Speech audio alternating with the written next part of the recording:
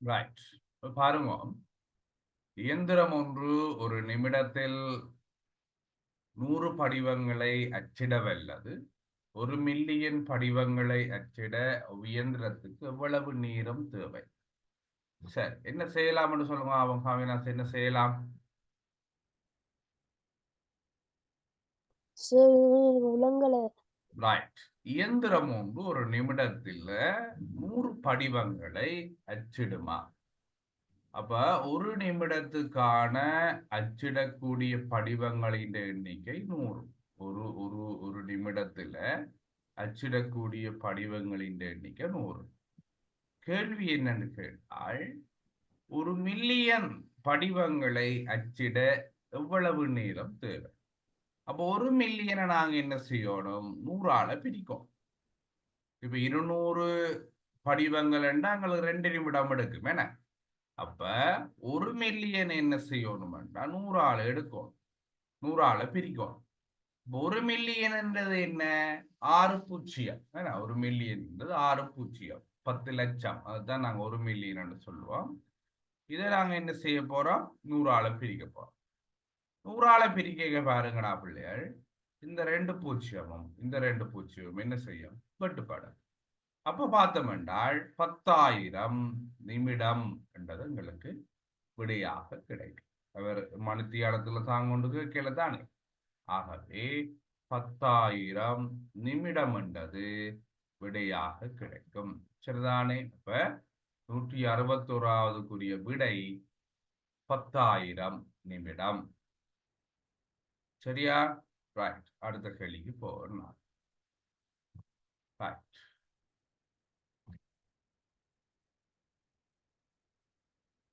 Note பண்றாங்க, note பண்ணிக்கணும்.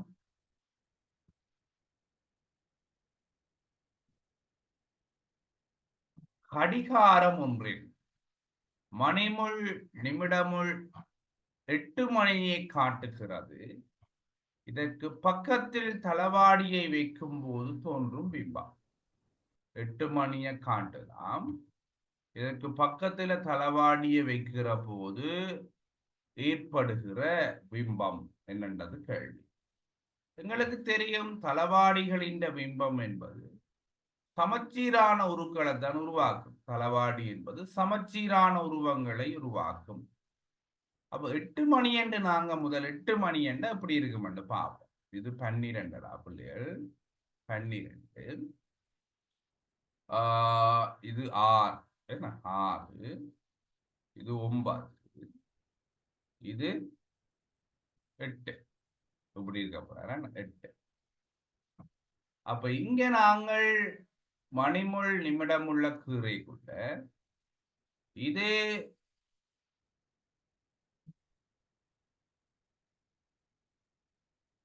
நிமிடமுள்ளா இருக்கும் பெரிசு.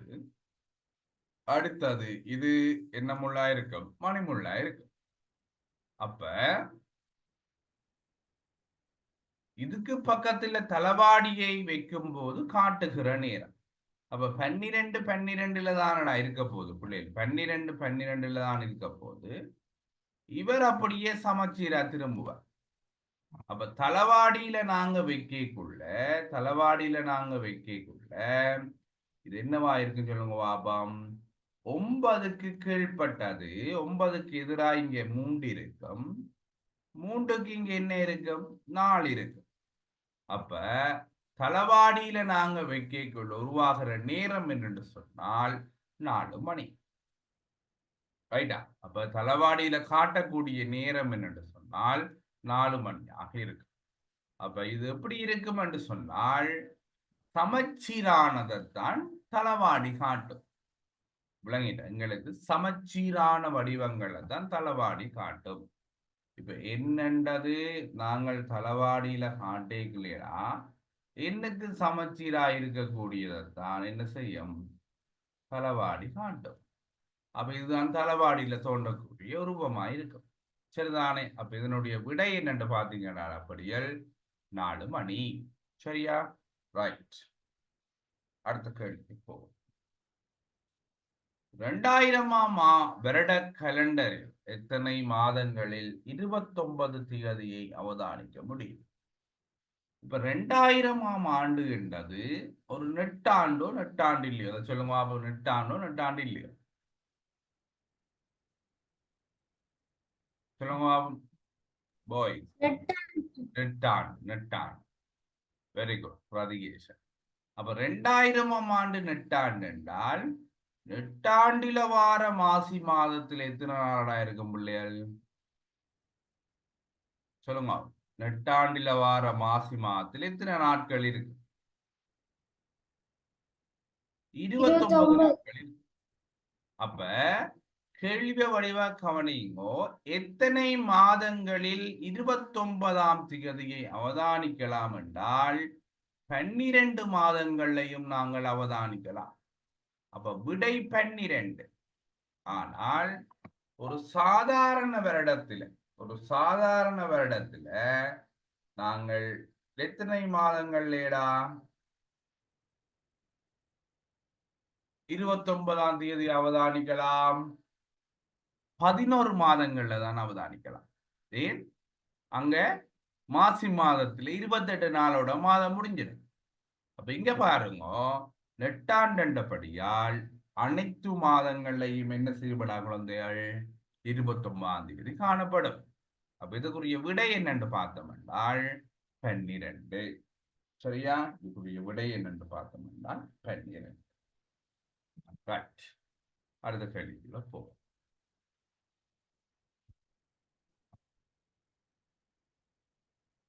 ஒரு பிள்ளைக்கு 180 ஆப்பிள் பழங்களும்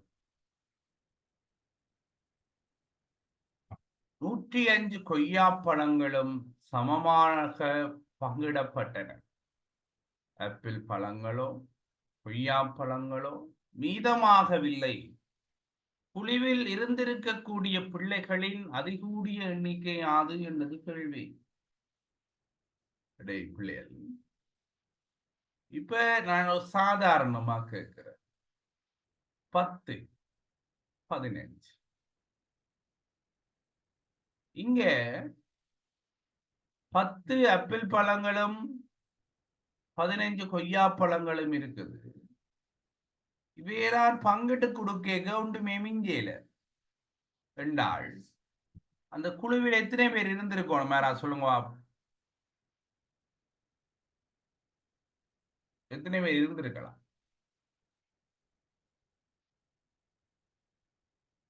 10 ஆப்பிள் பழம் இருக்கடா, 15 கொய்யா இருக்கு. அந்த குழுவில் இருக்கிற ஆட்களுக்கு நான் பங்கிட்டு கொடுக்குறேன்.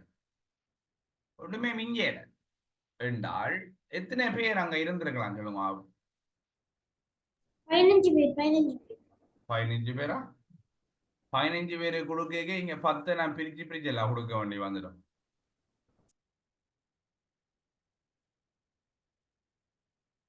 ஆறா? யோசிங்க, கொஞ்சம் யோசிக்க விடுமே. சொல்லுங்க. ஒரு ஆள் இருந்திருந்தாலும் மிஞ்சி இருக்கா?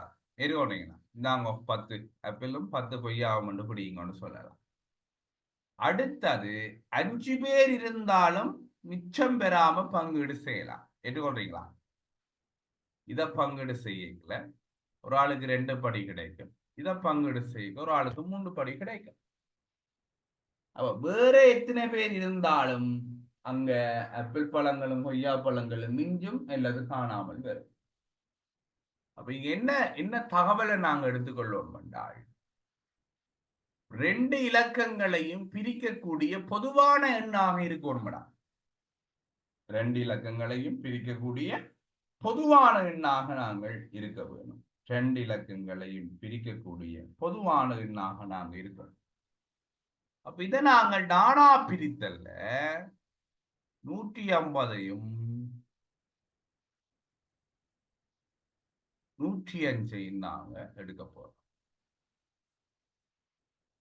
ஏனென்றால் 2 பேருக்கும் உரிய பொது காரணிகளில் பெரியது போகாப்பி தான் இந்த கேள்விக்குரிய ஆன்சராக அமையும். என பொதுவாக பிரிக்கக்கூடிய மிகப்பெரிய இலக்கத்தை தான் நாங்க போகாப்பின்னு சொல்லுவோம்.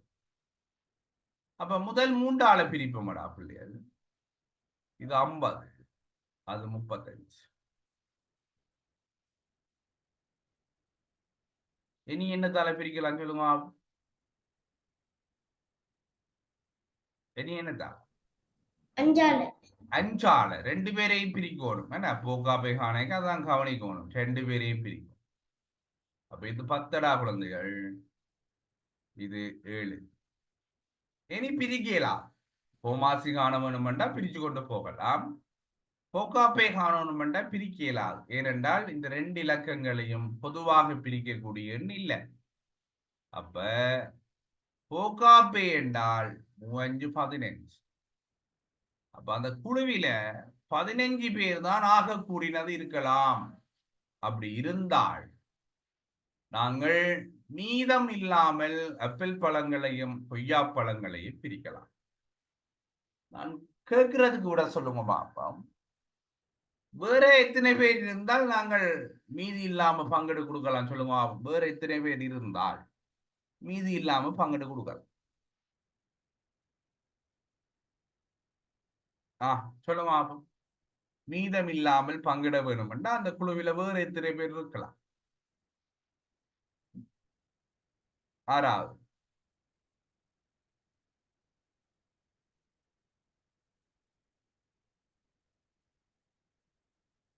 யாராவது 3 பேர் இருந்தாலும் பங்கிட கொடுக்கலாம். என்ன 3 பேர் இருந்தாலும் மிச்சம் பெறாம பங்கிட்டு கொடுக்கலாம். நாங்கள் ஆப்பிள் பழங்களையும் பங்கிடலாம், கொய்யா பழங்களையும் பங்கிடலாம். வேற 5 பேர் இருந்தாலும் பங்கீடு செய்யலாம்டா பிள்ளைகள். 5 பேர் இருந்தாலும் பங்கீடு செய்யலாம். அப்ப அந்த 2 இலக்கங்களையும் மீதி இல்லாமல் பிரிக்கக்கூடிய பொதுவான இலக்கங்களை கண்டுபிடிக்கணும். இதுல அதிகூடிய எண்ணிக்கை என்று கேட்டபடியும் 15. என்ன பொது காரணிகளில் பெரியதாக நாங்கள் பார்த்து கொள்ள வேண்டும். விளங்கிட்டுதானே இந்த கேள்வி? யாரையும் திருப்பி சொல்லணுமா? ரைட். நோட் பண்ணிக்கொள்ளுங்க. நோட் பண்ணுங்க. புக் இருக்குதானே, புக்ல நோட் பண்ணு.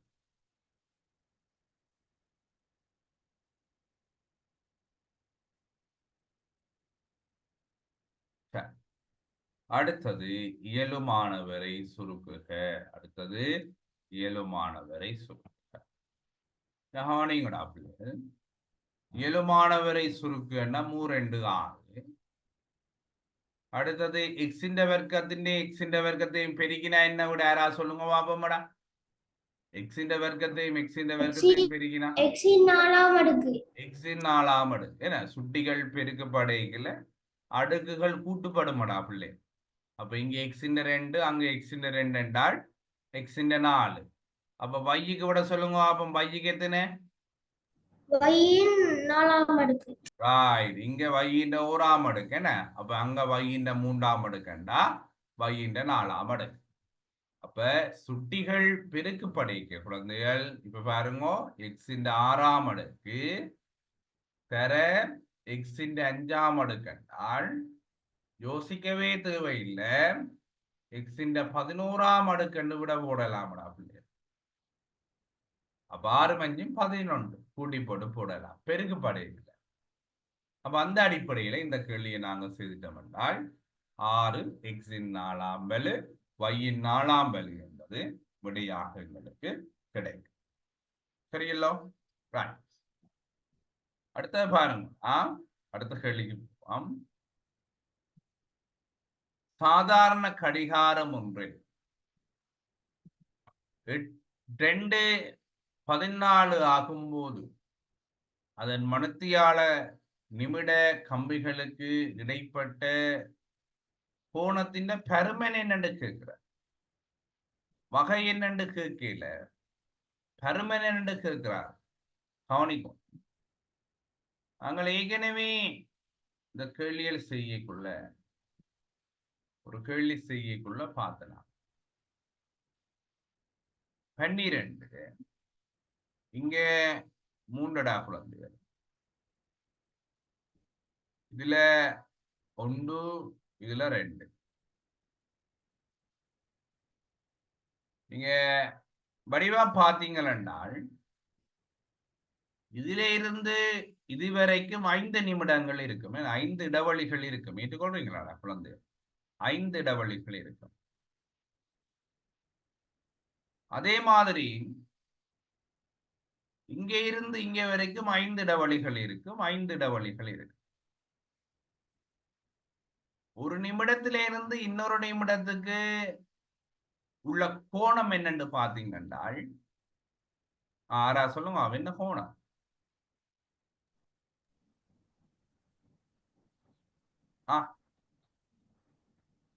ஆறா 60 பாகை. எவ்வளவு பாகை? 30 பாகை. 30 பாகை. 30 பாகை. கெட்டிக்காரன். மொத்தம் 360 பாகைடா குழந்தையில. இந்த இந்த இந்த மையத்தில இருந்து நாங்கள் ஒரு நிமிட கம்பியோ மணிமுண்டையோ எடுத்துக்கொண்டால் அது சுத்தி முடிக்கிற கோணம் 360 பாகை. இதுல 12 இடைவெளிகள் தான் இருக்கும். என்ன மணிக்கூட்டை சுத்தி பார்த்தோம்னா 12 இடைவெளிகள் தான் இருக்கும். 12ஆல பிரிச்சப்பட்டால 30 பாகை. ஒவ்வொரு மணித்தியாலத்துக்கும் இடையில 30 பாகை. அப்படி என்றால் எங்களுக்கு இந்த 2 மணி என்றதை கவனித்துக் கொள்ளும். இந்த 2 மணி என்றது எப்படி இருக்க போகுது என்றால் 2 மணி என்றது எப்படி இருக்க போகுது என்றால் 2 மணி என்றது எப்படி இருக்க போகுது என்றால் மணிமுள்ளு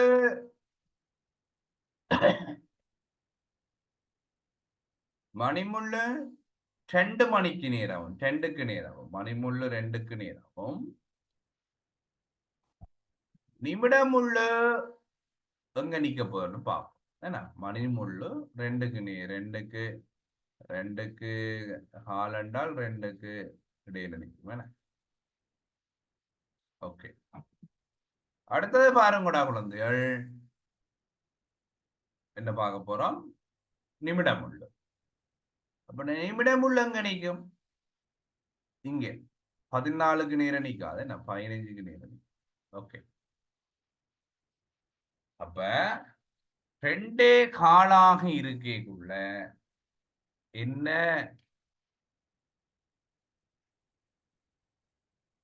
கோணத்தின் பெருமன் என்றது கேள்வி. 2 காலண்டேக்குள்ளேடா குழந்தைகள், 2 காலண்டேக்குள்ள 2க்கும் 3க்கும் இடையில தான் அந்த மணிமுள்ளும் நிமிடமுள்ளும் நிக்க போயினோம். மொத்த கோணம் 30 பாகை. மொத்த கோணம் 30 பாகை. அது காலண்டைக்குள்ள 14 அண்டைக்குள்ள என்ன 14 அண்டைக்குள்ள அவர் எங்க நிப்பார் என்றால் இங்க ஒரு கம்பிக்கு நேரம் நிப்பார். என்ன ஏற்றுக்கொள்றீங்க? இங்க ஒரு கம்பிக்கு நேரம் நிப்பார். அப்ப அந்த கோணத்தின் பருமன் என்னவாக இருக்கும்டா இவரும் சரியா 2க்கு நேரம் நிக்க மாட்டார். இவரும் சரியா 2க்கு நேரம் நிக்க மாட்டார். என்ன கொஞ்சம் 2 தள்ளி வந்திருப்பார். அப்ப அந்த கோணத்தின் பருமன் என்னென்று பார்த்தோம் என்றால் 2 காலண்டபடியால் மணத்தியாலத்தின் கால்வாசிரா 2 காலண்டபடியால் மணத்தியால் 2 14 படியால் 60 நிமிடத்தில இந்த 60 நிமிடத்தில 60 மேல் 14 ஓமல்ல 60 மேல் 14. அப்ப இந்த இடைவெளியில நாங்க பார்த்தோம் என்று சொன்னால் இந்த இடைவெளியில நாங்க பார்த்தோம் என்றால் எத்தனை பங்கா இருக்க போறார்? இங்க ஒவ்வொன்றுக்குமான இடைவெளி 30 பாகையை நாங்கள் 5ஆல பிரிக்கவாற 6 பாகையா இருக்கு. விளங்கிட்டா உங்களுக்கு? ஒவ்வொரு பாகைக்குமானது என்னவாயிருக்கும்? 6 பாகையா இருக்கு. அப்ப இவர் இங்க இருந்து 1 வந்திருப்பார். இவரும் இங்க 1க்கு நேரம் நிக்க போறாருன்னா இடையில 3 இடைவெளி இருக்கு மேடம். அப்ப அவற்ற பாகை என்னென்று பார்த்தீங்கன்றால் 18 பாகையா இருப்பார். எத்தனை பாகையா இருப்பார்? 18 பாகையா இருப்பார். சரியாடா பிள்ளைகள்? வகை என்னென்று கேட்டால் அது கூர்ங்கோணம். வகை என்னென்று கேட்டா என்ன சொல்லுவோம் நாங்கள்? கூர்ங்கோணம். சரியல்லோ? ரைட். இப்ப ஏன் நான் அங்கே இருந்து 1 அசைஞ்சிருக்கும் என்று சொல்றேன்? 2 காலண்டபடியால் மணத்தியாலத்தின் காப்பங்கு தானே மணிமுள் அசைஞ்சிருக்கும். அதாலதான் அப்படி சொல்றேன். அப்ப 18 பாகை என்றது இதனுடைய விடையாக இருக்கு. சரியல்லா? ரைட். அடுத்த கேள்விக்கு போவா.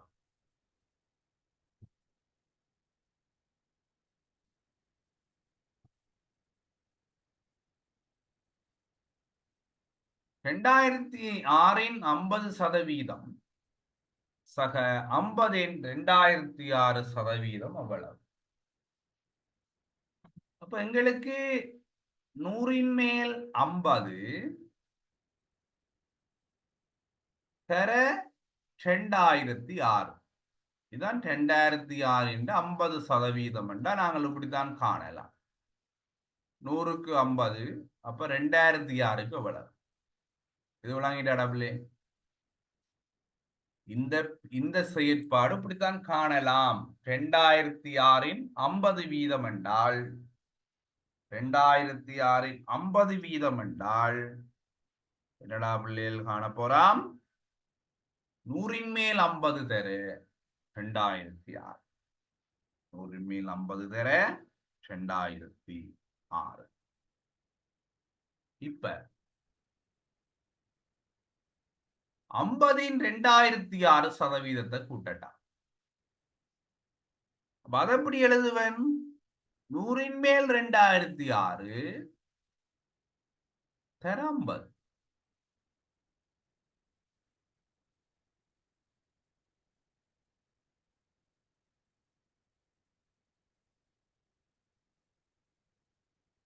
இதுல இதை விளங்கிட்டா பிள்ளையர். இப்படிதான் சதவீதம் காணும். எத்தனை வீதம்? 100க்கு 50 வீதம் தர 2006. எத்தனை வீதம்? 2006. அப்ப 100 மேல் 2006 தர 50 வீதம். கவனிங்க சுருக்கலை கவனிங்க எல்லாரும். இது ஒரு முறையடா குழந்தைகள். இது 2 முறை. இதை சுருக்கினால் 1003. விளங்கிட்டா? சுருக்கினா 1003. அப்ப இது ஒரு முறையடா குழந்தைகள். இது 2 முறை. 2006 சுருக்கினால் 2ஆல 1003. அப்ப 1003ஐயும் 1003ஐயும் நாங்கள் கூட்டைக்குள்ள கிடைக்கப்பெறுகிற பெருமானம் என்றது 2006. என்ன பெருமானம்டா? 2006. அப்ப இதன் விடை என்னென்று பார்த்தீங்கன்னா குழந்தைகள் 2006. நோட் பண்ணுங்கடா.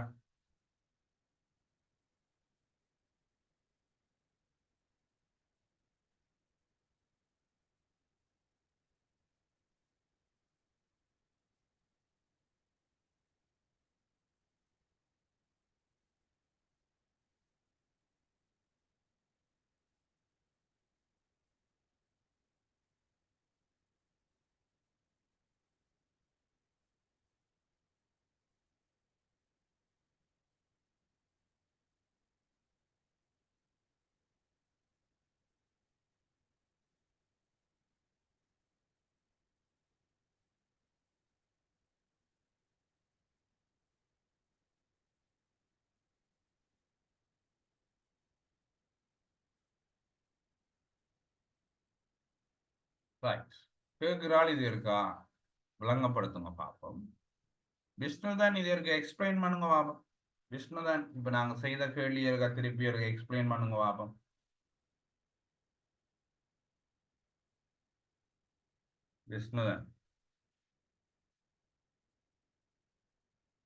விஷ்ணுதான்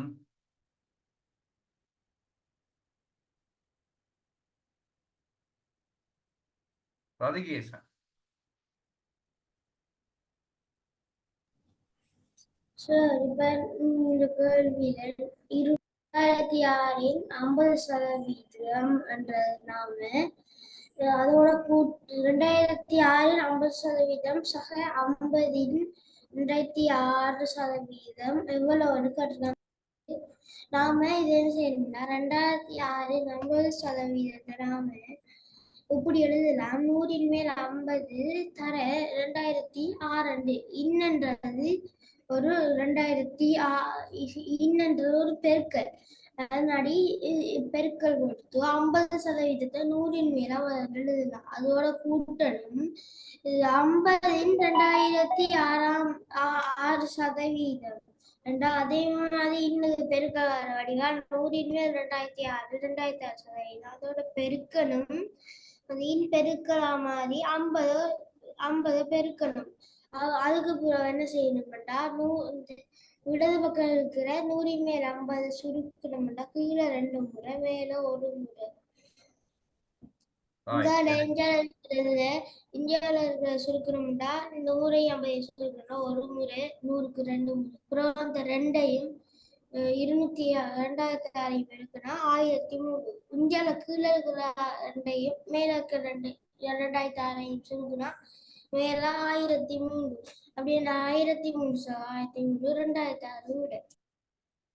வெரி குட். கடியா இன்னொரு ஆள் கவினாஸ் சொல்லுங்க பாபம். கவினாஸ் கவினாஸ்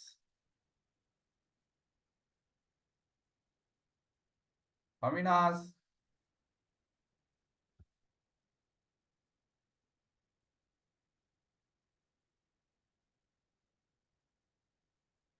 கவினாஸ் கவினாஸ் கிரிட்டிஸ் எக்ஸ்பிளைன் பண்ணுங்க பாப்போம். இவ செய்த கேள்விதான்.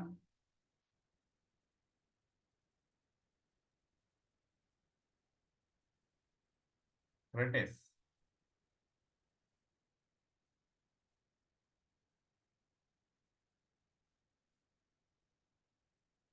கிரிட்டிஸ் சரி ஓகே. நாங்க அடுத்த கேள்விக்கு போவோம். என்ன ரைட். 5/2015 100ஆல் வகுக்கும் போது கிடைக்கும் மீதி என்ன என்றது கேள்வி. அப்ப பாப்பம் படா குழந்தைகள். 5/2015 5/2013 தர 5 தர 5 என்று எழுத போறேன். 5 தர 5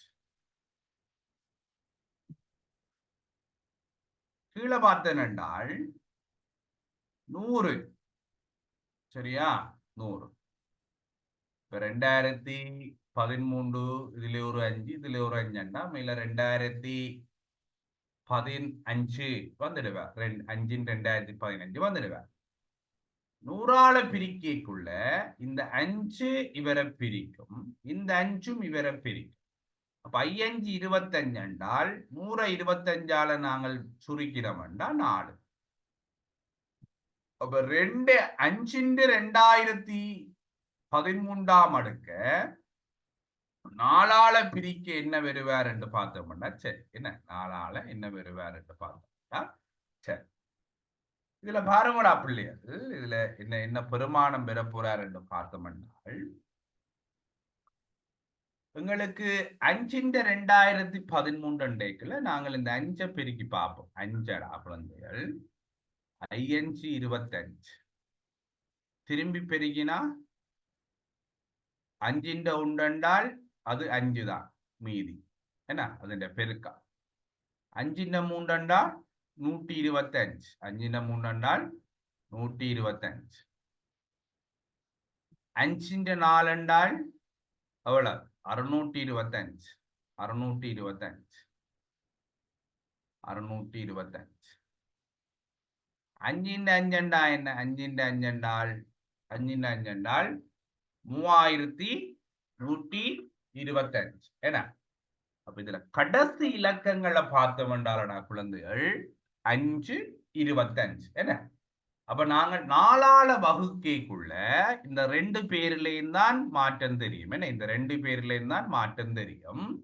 அப்ப 4ஆல நாங்க வகுக்கைக்குள்ள எங்களுக்கு கிடைக்க போற மீதி என்னவா இருக்கும்? 1 இருக்கும். என்ன 4ஆல வகுக்கைக்குள்ள எங்களுக்கு கிடைக்க போற மீதி எவ்வளவாடா இருக்குமாடா பிள்ளையர்? 1 இருக்கும். ஏன் 25 நாங்க பார்க்கக்குள்ள 4 6 24 மிச்சம் 1. 5க்குள்ள பாக்கைக்குள்ள நான் 1 4 மிச்சம் 1 ஓமெல்லாம். அப்ப மீதி எவ்வளவுன்னு பார்த்தோம் என்றால் 1 விளங்கிட்டா. அப்ப இதுல திருப்பி கவனிங்க இருக்கா. 5 2015 நான் சுருக்கலாம் 100ஆல. மேல கிடக்கிற 2 5 எடுத்து கீழே கிடக்கிற 100ஓட சுருக்கினேன் என்றால் விடை 5 2013 4ஆம். இனி இந்த 4ஆல பிரிக்கிறத யோசிச்சா சரி. அப்ப நாங்க 5ஆல பெருக்கைக்குள்ள அந்த 5 கடைசி வார பெருக்கத்தின் கடைசி விடைகள் என்னவா இருக்கும் என்றால் 5 அல்லது 25 அல்லது 125 அல்லது 625. திருப்பி பெருக்கினீங்கன்னா 3125. திருப்பி பெருக்கினீங்கன்னா அப்படியே வந்து கொண்டிருப்பார். அப்ப கடைசி இலக்கம் 5ஆத்தான் இருக்க போகுது. அதுக்கு முதல் இலக்கம் 2ஆத்தான் இருக்க போகுது. அப்ப 4ஆல நாங்க பிரிச்சோம் என்று சொன்னால் எங்களுக்கு 1 தான் மீதியாக கிடைக்கிறதுக்கான வாய்ப்புகள் இருக்கு.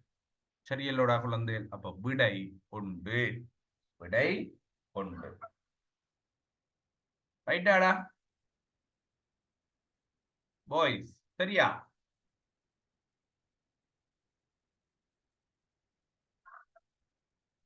சரி, இப்ப அடுத்த கேள்விக்கு போவேன்னா 169 கேள்வி. இதுல இருக்கிற இலக்கம் என்னன்னு ஒரு ஆள் சொல்லுங்க பாபம். கேசயன் நிப்பான் வந்திருக்கிறார். சொல்லுங்க கேசயன்.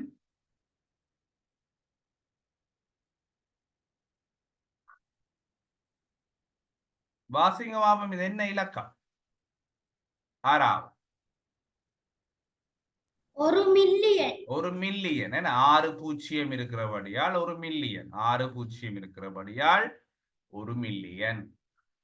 அப்ப இந்த 1 மில்லியனை பூஜ்ஜியத்தை கொண்டிராத இரு நேர் நிறை எண்களின் பெருக்கமாக தருக என்றது கேள்வி. இரு நேர் நிறை எண்களின் பெருக்கமாக தருக என்றது கேள்வி. அப்ப நாங்க என்ன செய்ய வேண்டும் என்றாடா பிள்ளைகள்? பிரிச்சு கொண்டு போக வேண்டும். 6ஆல முதன்மை எண்களால பிரிச்சு கொண்டு போவோம்.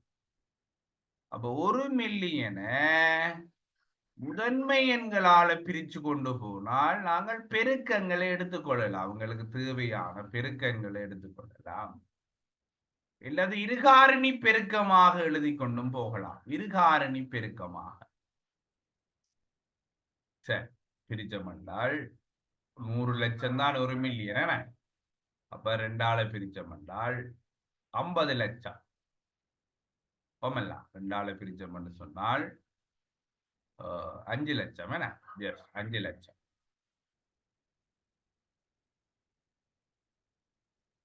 500,000. திருப்பி 2ஆல பிரிக்க போறேன். 2.5 லட்சம். 250,000. 2.5 லட்சம். திருப்பி 2ஆல பிரிக்க போறேன். 125,000.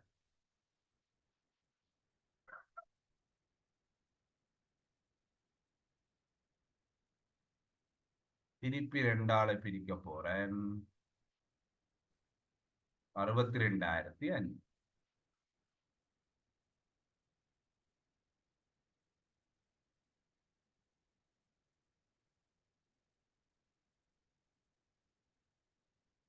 திருப்பி 2ஆல பிரிக்க போறேன். 31,250.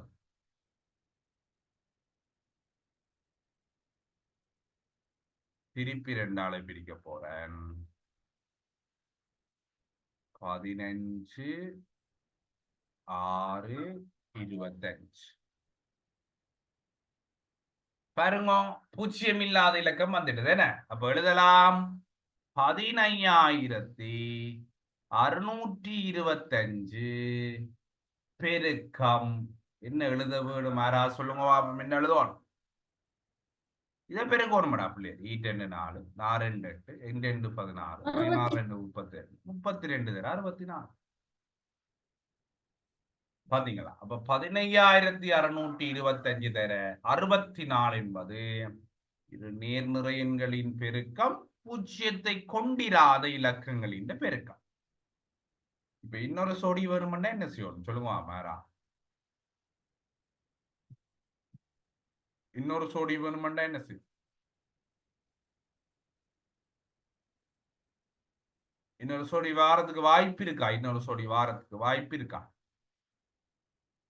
இன்னொரு சோடி இல்ல சார். வாரத்துக்கு வாய்ப்பு இல்லை. என்ன அப்ப நாங்கள் ஒரே ஒரு சோடி தான் பூஜ்ஜியம் அல்லாத சோடிகளாக எழுதலாம். சரிங்களோட பிள்ளைகள்? ரைட். அப்ப 15,625 தர 64. நோட் பண்ணுங்க, வழியா செய்முறையோட எழுதுங்க.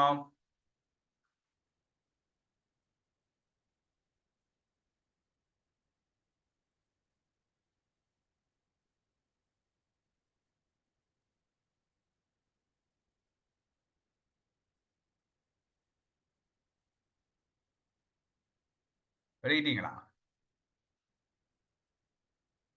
என்ன கதைக்கிறீங்க இல்ல பாய்ஸ்? என்ன கதைக்கிறீங்க?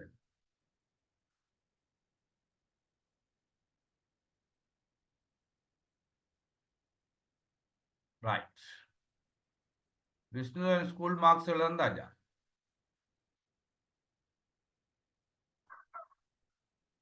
அவினாஷ்,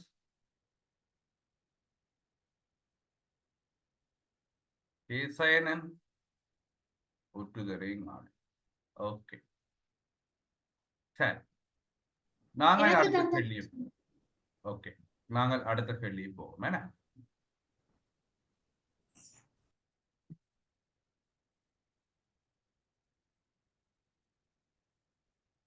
அகலத்தை போல் இருமடங்கு நீளமுடைய செவ்வகத்தின் பரப்பளவு. டைம் முடிய போது. ஸோ நாங்கள் ஸ்டாப் பண்ணிட்டு திருப்பி ஸ்டார்ட் பண்ணுவோம்.